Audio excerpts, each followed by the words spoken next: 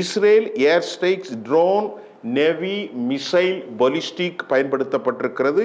20 air தாக்குதலில் 65 பாம்கள், மோனிசன்ஸ், குண்டுகள்.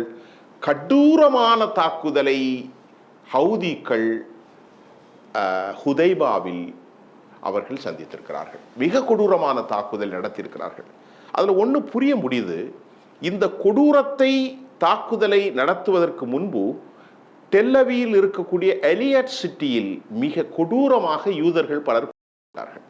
அவங்க 30 பேருன்னு முதல்ல சொல்லுங்க, இது ஒப்புக்கொண்டிருக்கிறார்கள், ஏற்றுக்கொண்டிருக்கிறார்கள்.